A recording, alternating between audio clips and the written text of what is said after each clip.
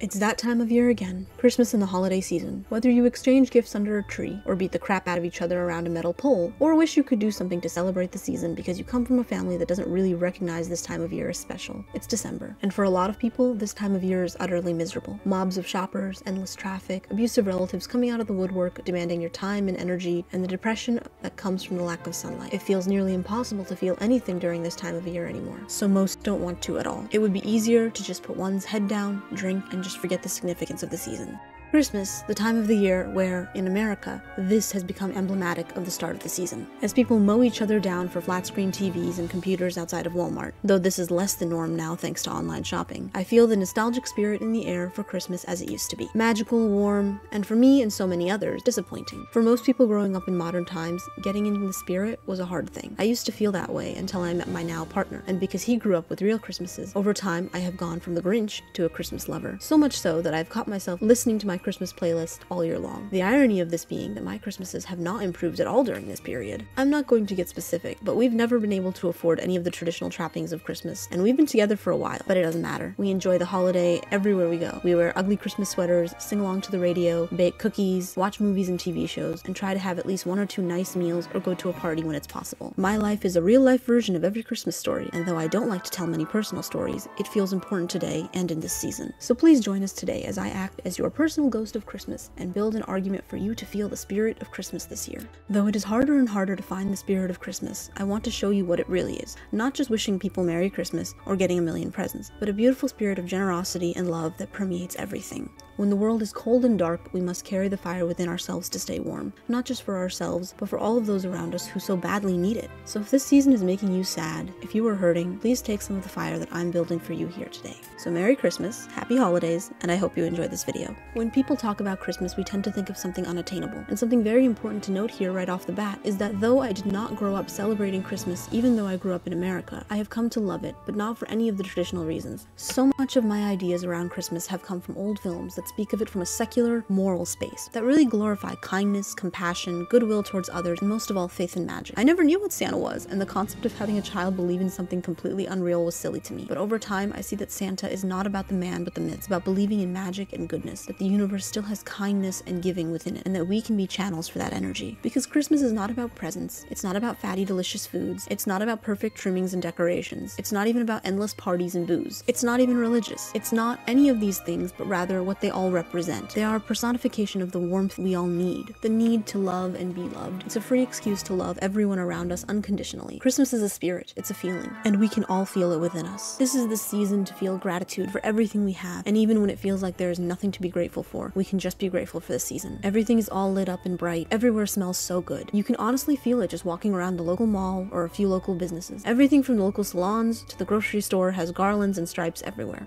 The spirit of Christmas is about feeling this love for life, for your fellow man, for everything we have, and it doesn't matter if no one around you feels it. It's a candle you light in your own heart, and if you keep it warm, it will be infectious to others. So at this point, you might be feeling like this is all a giant crock. Perhaps, but we're not done here just yet. First, Christmas has been celebrated by the Western world for many years, and the materialist aspect of it really only took off recently. I mean, according to this 100-year-old grandma named Clara here. We used to get one gift before I was married. Get one gift and that was it. My mother used to hide it, and then she'd say, I wonder if Santa Claus came. We'd look around, we'd find this one. It would make us happy anyway. Homemade cookies. We'd have figs, nuts, lots of nuts. We'd play cards till early in the morning. Us kids, we used to love it. It was fun those days, though. We were poor, but we were happy. We still remember them years ago. Memories make the best gifts.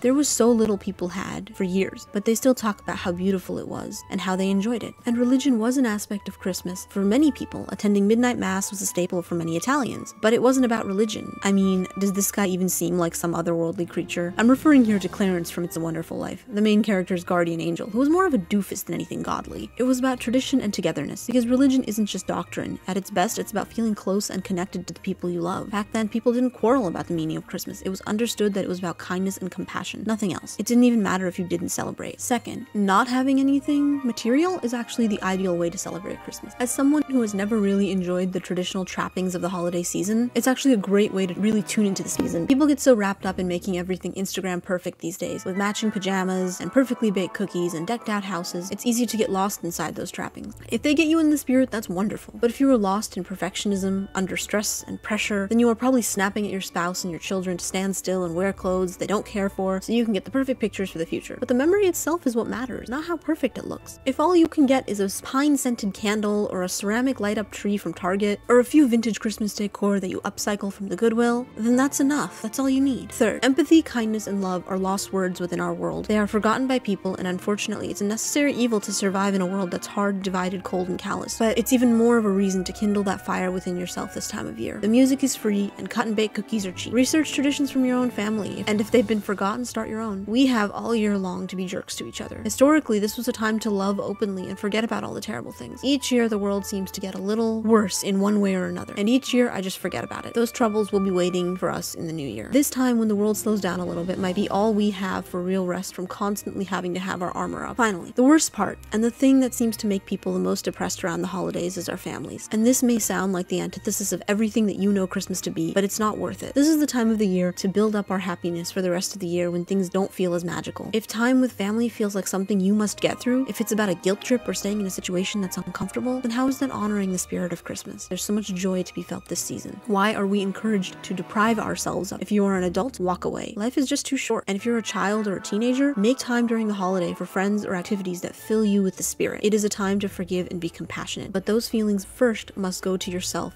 and then those who you can give to. The easiest way to feel the spirit of Christmas is to set the ambiance and then allow the happiness to just flow through you. Do a Christmas activity, even something as simple as driving around and looking at lights with holiday music playing. Many radio stations turn into Christmas radio stations after Thanksgiving, so check the finder that I've listed in the description box. Spruce up your space, just a little cheap decor is all you need. Watch a holiday movie. The older ones are often available for free on YouTube. Most streaming services have something available. Or you can just watch Christmas episodes of your favorite TV show. Pinterest has lots of lists of these. There are so many ways to feel the spirit. Before you know it, you'll be singing along to the radio and laughing at the movies. The gloom of the season will lift. And please, don't think this means that you will suddenly be in a Hallmark movie, because you will feel, and it may not always be happy. But if you feel sad during the season, that's okay too, because this is a season of feeling, and sometimes you feel bad to feel better. If you need to cry, the pain of humanity, or for your own personal pain, then do it and don't fake feeling happy. The darkness can make it a tough time, but my wish for you is that you all at least try to feel the joy of the season through the darkness. You may not believe me, but I promise you that it's there. And if you shift your perspective and just try, maybe you can make the season just a little bit better and a little bit brighter for yourself and those around you. Thank you so much for watching. May blessings and joy surround you this season and in the coming year. Happy holidays, Merry Christmas, and I hope you all have a wonderful holiday season. See you next year!